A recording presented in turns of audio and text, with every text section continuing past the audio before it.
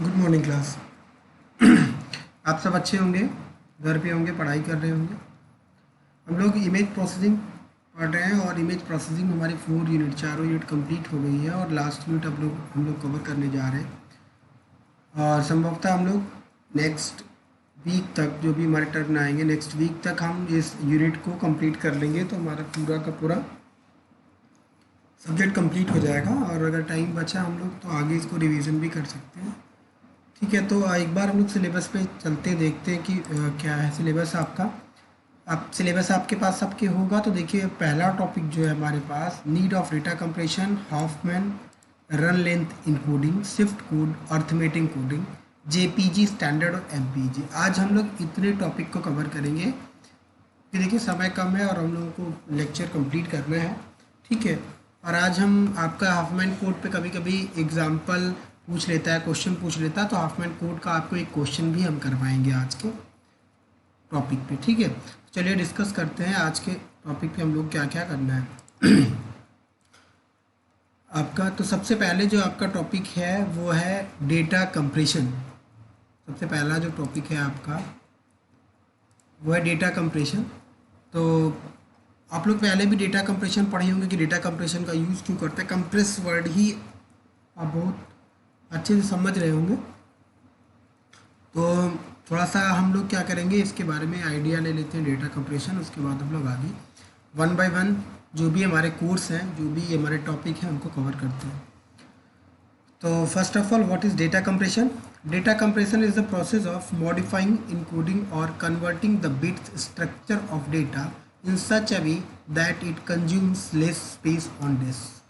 Data compression आपकी एक technique है जिससे हम डेटा को मॉडिफाई, इनकोड, रिड्यूस, कन्वर्ट, किसको कन्वर्ट या रिड्यूस, मॉडिफाई, ये सारी चीज़ें जो भी अप्लाई होंगी वो बिट पे होंगी।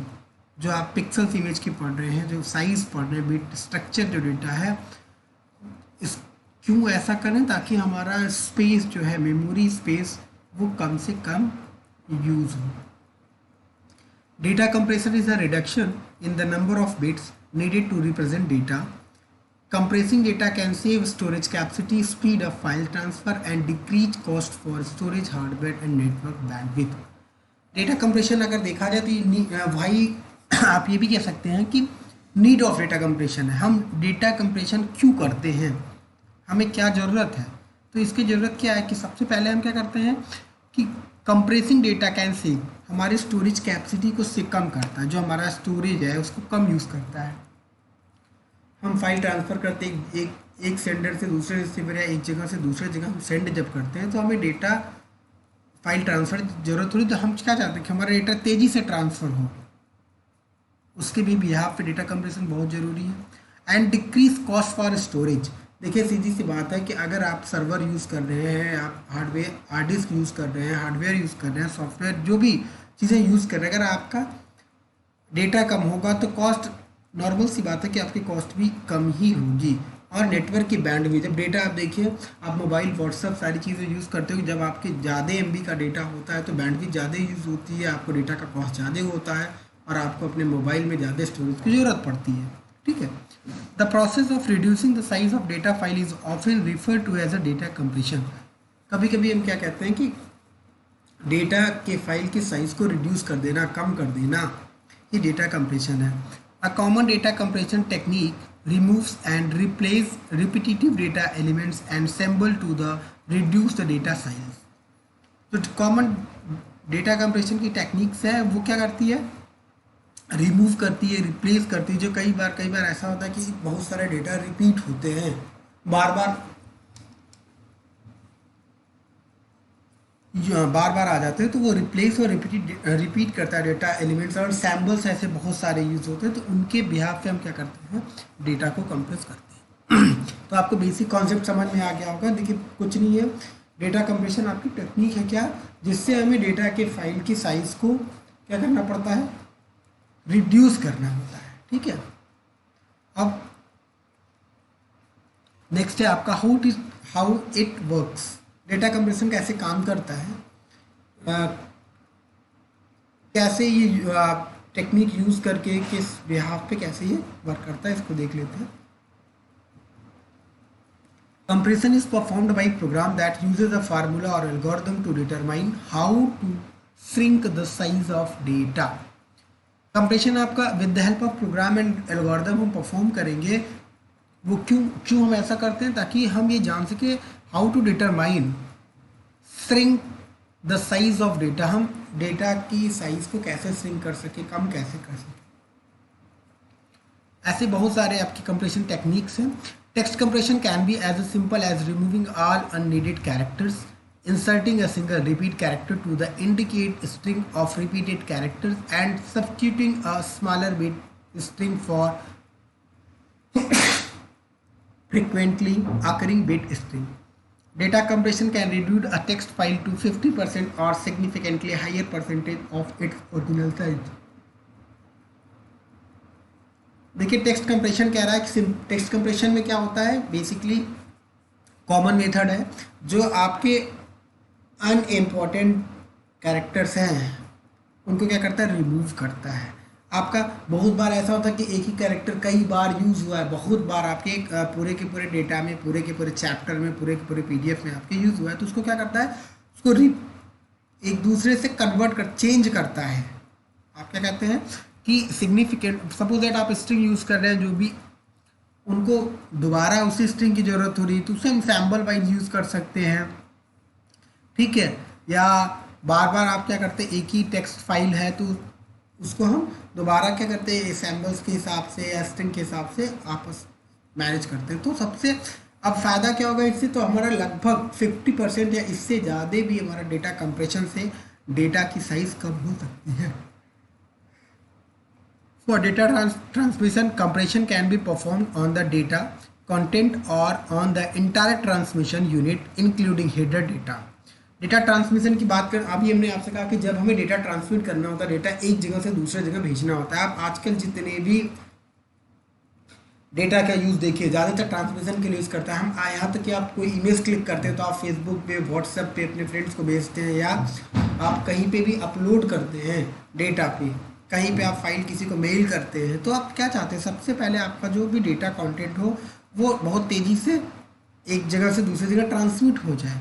तो इसके बिहाफ से हम क्या करते हैं कि पूरा का पूरा, चाहे आपका जो भी डेटा है इंक्लूडिंग हेडर डेटा को भी हम क्या करते हैं, आपके कंप्रेस करते हैं. व्हेन इंफॉर्मेशन इज सेंट और received via the internet, larger files either singly और with others as part of archive file may be transmitted in zip, gzip और अदर कंप्रेस्ड फॉर्मेट. कभी कभी देखिए आपने अक्सर मेल करते होंगे आप डेटा, तो वहाँ पे जब फाइल हमारी ज़्यादा होती है, फाइल की साइज़ ज़्यादा होती है, तो हम उसको कई अदर फॉर्मेट में चेंज करते हैं, कंप्रेस करके एक दूसरे फॉर्मेट में चेंज कर लेते हैं, जिससे कि हमारा डेटा जो है बहुत आसानी से, जो हमारे पास अमाउंट ऑफ डेटा वो बहुत ज़्यादा है तो वो बहुत आसानी से एक जगह से दूसरी जगह ट्रांसमिट हो जाए.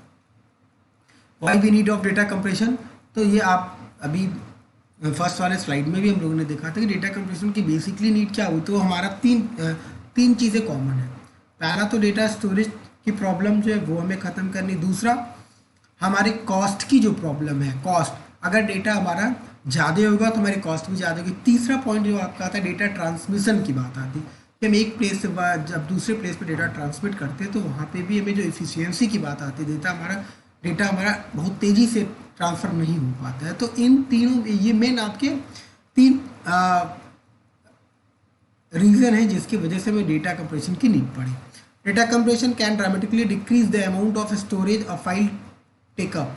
वही अभी जिसकी बात हम लोग की है उसी के बारे में कि सबसे पहला जो पॉइंट है वो क्या होगा कि स्टोरेज, फाइल की साइज़ को कम कर देना. सपोज यदि एक एग्जांपल लिया है, ठीक है. Compression optimizes backup storage performance and has recently shown up in the primary data storage reduction. Compression will be an important method of data reduction as data continues to grow exponentially. Compression आपका क्या करता है कि backup storage की जो performance होती है, आप जानते होंगे कि सभी हर बैकअप आप लेके चलते हैं, आप अपने पास एक फ़ोन भी रखते हैं तो आप हार्ड डिस्क में वो सारी डेटा रिकवर करके रखते हैं. आप जीमेल पे डेटा आप अपना क्या करते हैं, सेव करके रखते हैं. तो आप बैकअप जरूर रखते हैं डेटा की, क्योंकि इलेक्ट्रॉनिक आपका जो भी मल्टीमीडिया है या जो भी डेटा का आपके पास स्टोरेज का मीडियम है वो कब टेक्निकल इश्यूज़ की वजह से कब आपका हो सकता है कि आपका हार्ड डिस्क ही क्रैश कर जाए, हो सकता है आप किसी और भी रीज़न से आपका पूरा का पूरा डेटा गायब हो जाए। तो इस वजह से हम बैकअप रखते हैं, ठीक है। तो इसी वजह से हम क्या करते हैं कि डेटा का जो स्टोरेज रिडक्शन है वो कम से कम रहे, ठीक है। It enables reducing the storage size of one or more data instance or element. Data compression is also known as source coding or bit rate reduction. It enables reducing the storage size of one or more data instance और क्या करता है कि ऐसा नहीं, बहुत सारे data के जो एलिमेंट्स हैं, ऑब्जेक्ट्स हैं, उन सबको उन सब की साइज को रिड्यूस करता है। डेटा कंप्रेशन को हम और भी क्या कहते हैं, देखिए ये इंपॉर्टेंट है। Data compression is also known as source coding और बिट रेट रिडक्शन। आपसे क्या है कि ना बिट को क्या कहता है, बिट की साइज को जो है वो रिड्यूस करने, तो बिट रेट रिडक्शन भी इसको कहते हैं। अब बात आती है data compression methods. Compressing data can be lossless और लॉसी प्रोसेस। देखिए बेसिक जो डेटा कंप्रेशन मेथड्स थे वो दो टाइप के हैं, दो मेथड्स आपको, लॉसलेस होगा या लॉसी डेटा कंप्रेशन होगा।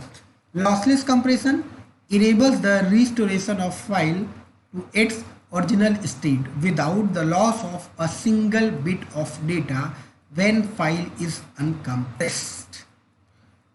लॉसलेस जो कंप्रेशन टेक्निक है वो क्या कहता है, रिस्टोर करती है फाइल को उसके ओरिजिनल स्टेट में without the loss of a single bit, कोई भी डेटा का नुकसान किए बिना किसी भी फाइल की आपकी जो भी ओरिजिनल स्टेट है उसको फाइंड आउट करती है। Lossless compression is the typical approach with the executable as well as text and spreadsheet files where the loss of words और numbers would change the information. Lossless compression आपका क्या है कि ये आपके टेक्स्ट व स्प्रेडशीट फाइल्स में जो वर्ड्स में नंबर्स में जो भी चीज़ें हैं, आप उन सारे नंबर को जो भी हमारे पास चीज़ें उनको हमें क्या करना है, एक भी डेटा आपका क्या करना है कि उसको हमें रिड्यूस नहीं करना है, मतलब आपका एक भी डेटा गायब या लॉस नहीं होना चाहिए।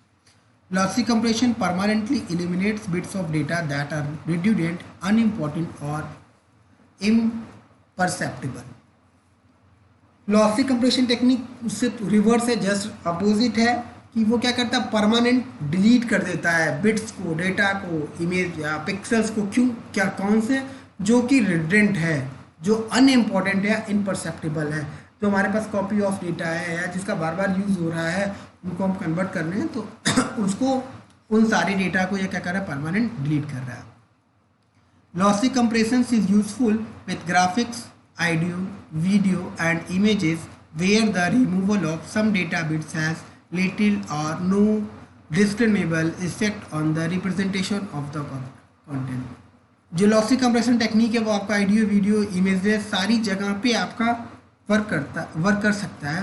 बेसिकली जो भी रिमूवल डेटा होता है वो बहुत लेस अमाउंट होता है, या आप कह सकते हैं कि लगभग निग्लेजिबल आपका डेटा का साइज होता है, निग्लेजिबल बिट अमाउंट होता है, तो उससे हमें कोई बहुत प्रॉब्लम नहीं होती है। नेक्स्ट टॉपिक है आपका यूनिट में हाफमैन कोडिंग। हाफमैन कोडिंग, जैसे कि आपका डेटा आपने वैसे भी कभी रीजनिंग पढ़ा होगा या बहुत सारे और भी इनकोडिंग टेक्निक्स पढ़ी होंगी, तो हम डेटा को क्या करते हैं, एक फॉर्म से दूसरे फॉर्म में कन्वर्ट करते हैं, चेंज करते हैं। कोडिंग ही हाफमैन कोडिंग आ गया, जिसका मतलब है एक फॉर्म से अनदर फॉर्म में चेंज करते हैं। और उसका रीज़न आपको पहले ही पता है, क्यों, क्योंकि हमारा डेटा ट्रांसमिशन हाई स्पीड पे हो, डेटा हमारा कम स्टोरेज साइज ले, और ये भी है कि हमारा डेटा जैसे कोई रीड भी ना करे, एक ये भी हमारा आपका ये कह सकते हैं कि एक लो अमाउंट पे सिक्योरिटी टेक्निक्स के लिए भी ये यूज हो सकता है। तो हाफमैन कोडिंग एक आपका बेस्ट मेथड है, आपके कोर्स में है, तो इसको भी हम लोग देख लेते हैं।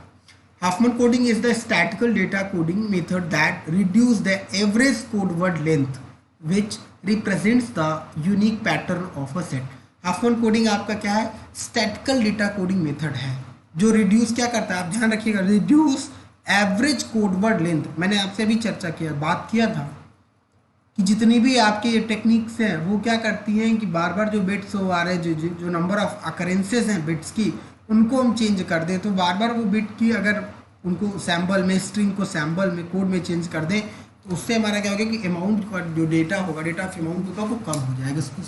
तो यहाँ पे भी वही कह रहा है कि हम एक यूनिक पैटर्न पे सेट कर ले, एक मेथड यूज़ करें जिससे कि हम एवरेज कोड वर्ड लेंथ को हेल्प से उसको हम चेंज करते हैं। The short code words are assign to most frequently occurred symbols and larger code words are assign to the less frequently occurred symbols. हम इसमें दो टाइप से चेंज कर रहे हैं। जो शॉर्ट कोड वर्ड्स हैं हम उनको क्या करते हैं, जो कई बार आपके वर्ड्स यूज हुए हैं, आपके कई बार बहुत ज़्यादा आपके पूरे के पूरे फाइल में यूज़ हुए हैं, डेटा में यूज़ हुए हैं, उसको हम शॉर्ट कोड दे देते हैं कि छोटे छोटे कोड्स पे डिवाइड कर देते हैं जो बार बार यूज़। और हम लॉन्ग लार्जर कोड या लॉन्ग कोड वर्ड्स उनको यूज़ असाइन करेंगे जो कि हमारे पास बहुत कम सैम्बल्स यूज़ हो रहे हैं, बहुत कम बार यूज़ हो रहे हैं। तो इस दो टाइप से आप शॉर्ट कोड वर्ड असाइन कर सकते हैं और लार्जर कोड, दो कोड को असाइन करके आप हॉफमैन कोडिंग में यूज़ करेंगे। Huffman code is a particular type of optimal prefix code. ध्यान रखिएगा कि पहले से हम प्रीफिक्स कोड कुछ असाइन करते हैं, भी आप यहाँ पे भी लिखें शॉर्ट कोड और लॉन्ग कोड, ठीक।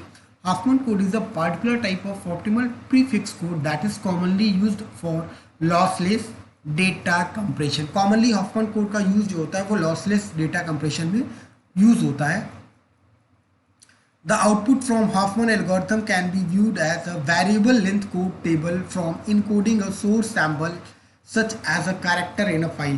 आपने पढ़ा होगा वेरिएबल लेंथ कोड, जैसे कि कई बार आपने एक रीजनिंग में क्वेश्चन देखा, रिपीटिटिव वर्ड जो आते हैं जैसे A B B C B A, फिर ब्लैंक रहता है, तो आपने रिपीटिटिव वर्ड, आप कई सारे ब्लैंक्स ऐसे रहते हैं, तो फिर आपको वो समझना होता है, यहाँ पे असाइन करते हैं कि इसमें क्या होना चाहिए।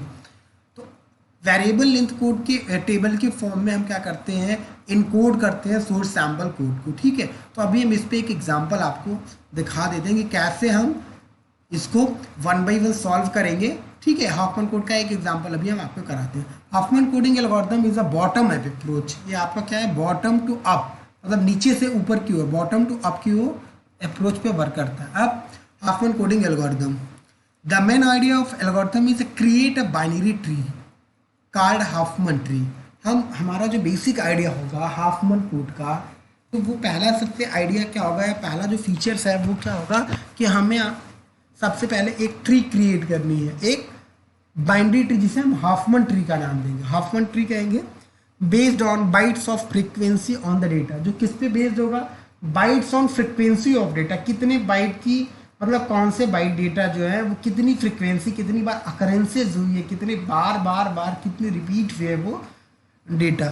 Where the leaves are the bytes of samples and the path from root to leaf determines the new representation of that leaf byte based on byte frequency data. Where the leaf are the byte samples, जो हमारे leaf node होंगे, जो सबसे छोटे आपके values होंगे, उनको हम एज अ लीफ नोड पहले असाइन कर लेंगे।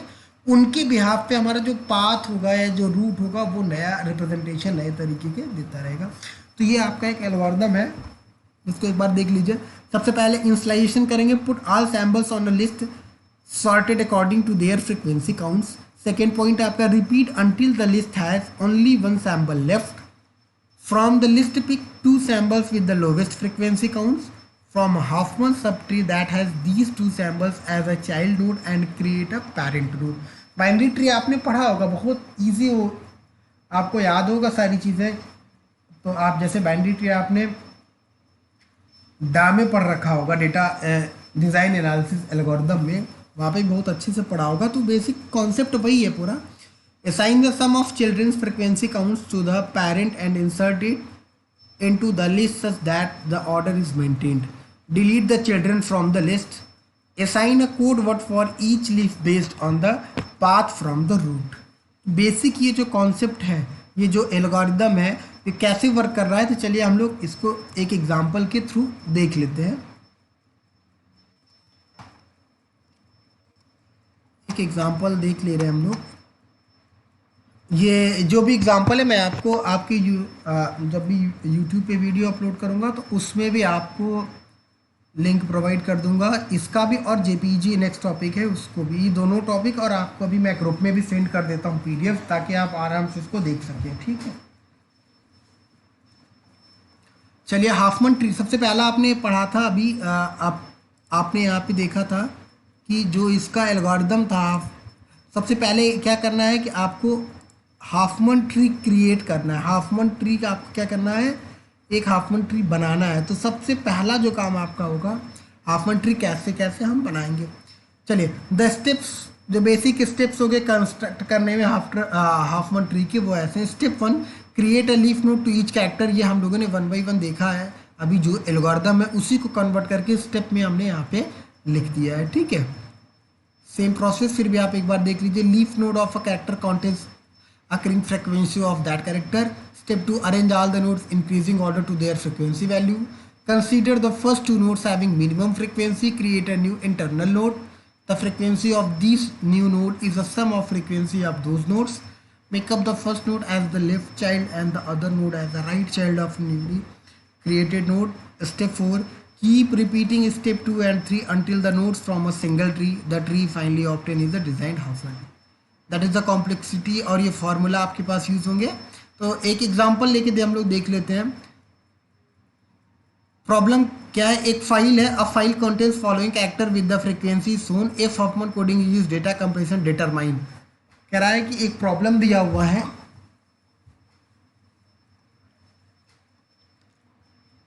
ये कैरेक्टर का एक प्रॉब्लम दिया हुआ है और आपसे कहता है कि इनकी जो फाइल कंटेंट्स हैं कितने कैरेक्टर की हैं। तो क्या क्या आपको फाइंड आउट करना है, Hopman code for each character, आपको हाफमैन कोड फाइंड आउट करना है। Average code length find out करना है। Length of Hopman encoded message in bits. सबसे इंपॉर्टेंट आपका पहला पॉइंट है, एग्जाम में अगर आपसे पूछे जाएगा तो यही पॉइंट पूछा जाता है।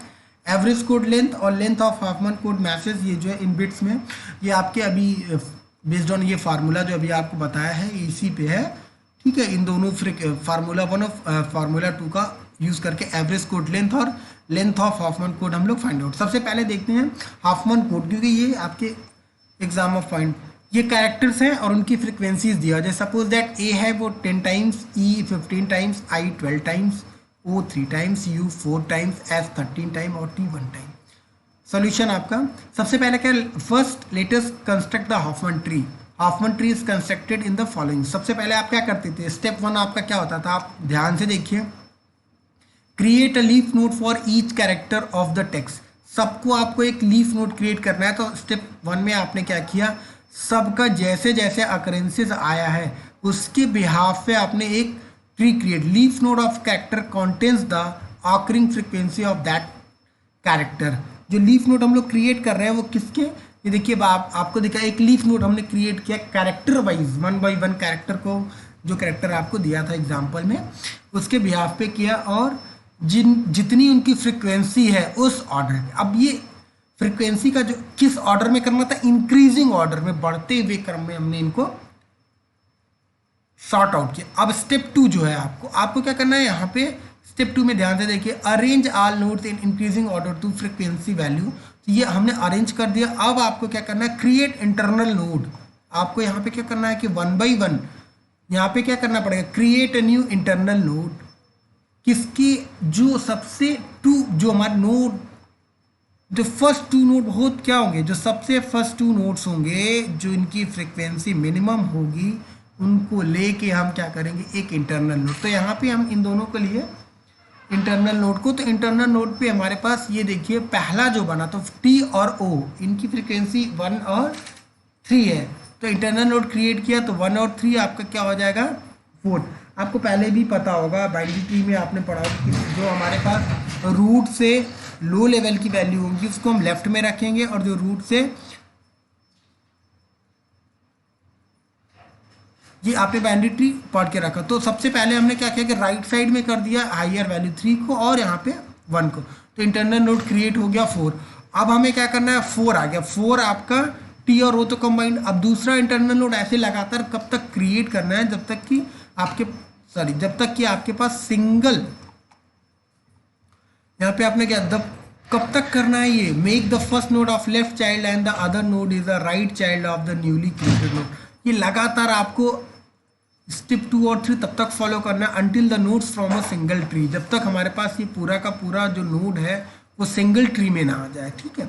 तो 4 और 4 को हमने यहाँ पे इंटरनल नोड यू को लिया, अब तो 4 और 4 8 हो गया, तो यहाँ पे भी लेफ्ट आपका 4 और यू यहाँ। फिर हमने क्या किया, 10 और 8 को ले लिया, नया इंटरनल नोड क्रिएट किया स्टेप 4 में, तो यहाँ पे हमारा एक हो गया 8 4, ये कंबाइंड आपके लगातार वैल्यूज होती जाएंगी। अब जो ये इंटरनल नोड क्रिएट हुआ ये लार्जर देन इन तीनों नोड्स की हो गया 12 13 और 15, तो इनको हम लेफ्ट में ले आएंगे और इसको राइट में रखेंगे। तो यहाँ पे हम क्या करते हैं, इन तीनों को लेके, इन दोनों मिनिमम वैल्यू को लेके हम क्या करेंगे, फिर एक नया इंटरनल नोड डिजाइन कर लेंगे। नया इंटरनल 12 और 13 को लेके करेंगे तो 15 आपका इंटरनल नोड आया, बाकी इन सबको एज इट ऐसे भी छोड़ देंगे। फिर आपका 25 और 15, अब ध्यान दीजिएगा कि 25 इन तीनों को जब कंपेयर किए तो फिर 25 हाइयर देन हो गया इन तीनों के, तो 25 को हम क्या करेंगे, सबसे लास्ट में लेके जाएंगे। 15 और 18, 15 18 और 25, ये नया आपका एक ट्री का जो स्ट्रक्चर आ गया। अब हम क्या करेंगे, अब यहाँ पे ये दोनों नोड देखेंगे आप ध्यान से, तो ये दोनों अभी इन तीनों में क्या हो गया है कि लीस्ट नोड है, तो इन दोनों को लेके मिनिमम वैल्यू फ्रीक्वेंसी है, तो हम इन दोनों के लिए तो 18 और 15 आपके क्या होगा 33 हो जाएगा, तो 15 आपका लेफ्ट साइड आ जाएगा और 18 आपका राइट साइड आ जाएगा, और अभी 25 को एज इट छोड़ देंगे। अब आपका फिर कंपेयर करेंगे तो 25 क्या है, लेस है ना 33 से, तो 25 आपका लेफ्ट साइड में चला आएगा। स्टेप 7 में 25 लेफ्ट साइड में आएगा और 33 आपका राइट साइड में जाएगा। फिर हम इन दोनों को कंपेयर करेंगे, क्योंकि अब यही दोनों आपके क्या है, लीस्ट हो गया, क्योंकि आपको ये प्रोसेस कब तक फॉलो करना है, जब तक कि ये एक सिंगल ट्री में ना डिसाइड हो जाए, सिंगल ट्री में ना कंप्लीट हो जाए, तभी तो आपको हाफ मैन ट्री क्या हो जाएगा, क्रिएट होगा। और हाफ मैन ट्री जब क्रिएट हो जाएगा तब आपके पास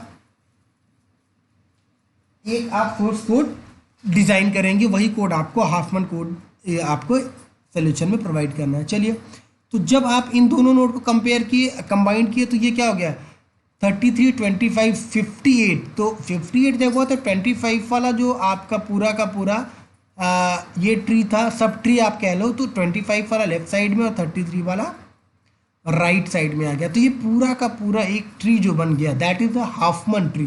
ये पूरा का पूरा ट्री आपका क्या हो गया, एक हाफमैन ट्री हो गया। ठीक है, अब अभी आपको क्या करना है, अब ये आपका पूरा एक आंसर नहीं हुआ, क्योंकि आपके क्वेश्चन में दिया था find out the Hopman code आपको बताना था, अलग अलग जो कैरेक्टर थे उनके अकॉर्डिंग।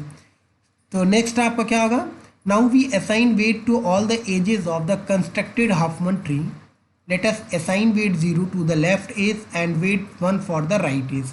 अब आपको क्या करना है, जो कंस्ट्रक्टेड ट्री हुआ है उनको आपको, जो लेफ्ट आपके नोड हैं उनको 0 असाइन वेट कर देना है, और राइट वाले एज को हमने क्या असाइन करना है, 1 असाइन करना है। ठीक है, तो 1 1 देख लीजिए आप ध्यान से। अब हमने असाइन कर दिया, तो सबसे पहले हम रूट नोड से चले, तो 1 लेफ्ट वाले को, फिर आपको क्या करना हुआ, राइट वाले को 1 कर दिया और लेफ्ट वाले को 0। फिर यहाँ पे सब ट्री पे आ गए, तो फिर लेफ्ट पे 0 राइट पे 1। ठीक, नेक्स्ट पे आप राइट साइड में आ जाइए, यहाँ पे भी लेफ्ट पे 0, फिर राइट पे 1, लेफ्ट पे 0, राइट पे 1, लेफ्ट पे 0, राइट पे 1, ऐसे हम आखिरी तक जाएंगे। ठीक है, अब इसी के बिहाफ में ये जो हमने अभी ये वैल्यू या हमने क्या दिया, असाइन वेट किया, इसके अकॉर्डिंग पे हम कोड जनरेट करेंगे। ठीक है, अब Huffman code for characters, to write Huffman code for any character traverse the Huffman tree from root node to the leaf node of that character. अब हमें हाफमैन कोड डिजाइन करने के लिए एक पार्टिकुलर कैरेक्टर के लिए हमें कहाँ से चलना पड़ेगा, रूट नोड से लेके लीफ नोड तक ट्रेवर्स करना है, और तब जाके आपका हाफमैन कोड क्रिएट होगा। चलिए, सबसे पहला कोड हम मान लीजिए ए ले लेते हैं, तो ए पे आप ट्री में आइए। ए आपका कहाँ पे है, ध्यान से देखिए, ए वर्ड आपका कहाँ पे है, ए आपका राइट साइड में है, तो ए आपका राइट साइड में, तो हम कहाँ से चलेंगे, रूट 2 आपको क्या कहा गया, लीफ कहा गया है, तो 1 1 1, ये देखिए ये जो असाइन हुआ कोड आपका वो 1 1 1 हो गया। ठीक, नेक्स्ट आपका ई है, ई आप देखिए कहाँ पे, ई आपका राइट साइड सब ट्री में लेफ्ट पोजीशन पे आपका ये शो हो रहा है, तो यहाँ पे रूट से चले हम 1 और 0, तो यहाँ आपका क्या हो गया, देखिए ई पे 1 0 हो गया। फिर आई वाला आपका है, आई आपका लेफ्ट सब ट्री में यहाँ पे है, लेफ्ट पार्ट में एकदम लेफ्ट चाइल्ड है, तो 0 यहाँ पे रूट से चला 0 और फिर 0, तो आई का जो सोर्स कोड हो गया वो आपका जो हाफमैन कोड हो गया वो 0 0 हो गया। फिर ऐसे ही ओ को देखना है, ओ आपका कहाँ पे है, ध्यान से देखिए ओ की वैल्यू यहाँ पे है राइट साइड में, सबसे राइट लीफ नोड पे। तो यहाँ पे 110,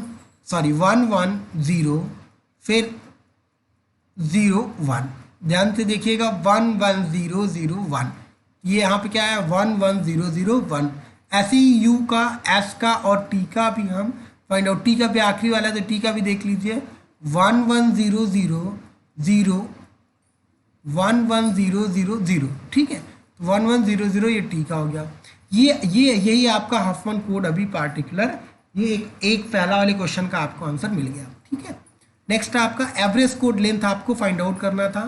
तो ये फार्मूला जो हमारे पास फर्स्ट वाला फार्मूला था उसकी हेल्प से हमने क्या किया, summation of frequency x note length I divide by summation of frequency, कितनी बार आपकी जो फ्रीक्वेंसी नंबर ऑफ कैरेक्टर के आए थे उनका समीशन करके कितनी बार अकरेंसेज है उनको देख लेते हैं। तो ठीक है, तो अब जो कोड है आपका, ये देखिए ए के लिए क्या है 3 टाइम्स है ना, और ए की जो आपके ऊपर आ जाइए क्वेश्चन, ए की जो फ्रीक्वेंसीज है वो कितनी है 10 टाइम्स है। तो 10